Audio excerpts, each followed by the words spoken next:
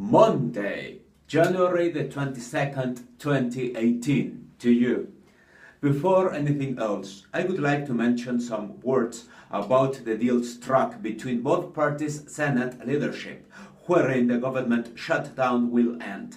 Obviously, I will certainly write about it soon, but for now, I can assert that Senator Mitch McConnell, Republican from Kentucky, is the winner again. Remember Mr. Wolf's book. And Senator Chuck Schumer, Democrat from New York, did not have a good day. Hi, Washington. Today, I'm going to write about the recent discovery concerning the Dead Sea Scrolls.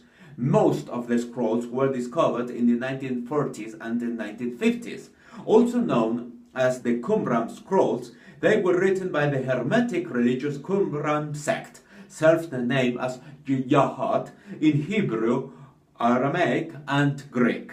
The Qumran sect were an extremist Jewish group that left Jerusalem and suffered persecution by the ruling establishment between 200 BCE and 100 CE. Well, until everyone in Judea got persecuted eventually.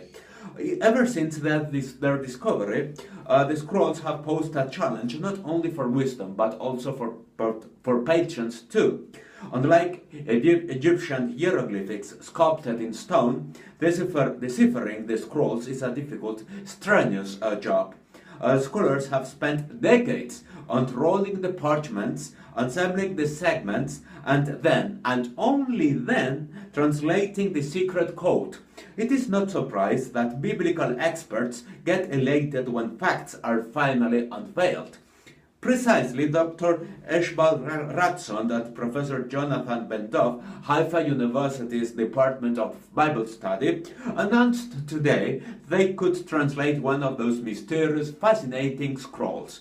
The text describes 3 ancient Jewish festivals that are no longer observed, called New Wheat, New Wine, and New Oil, celebrated 50 days, 100 days, and 150 days after the Shabbat that followed Passover, respectively.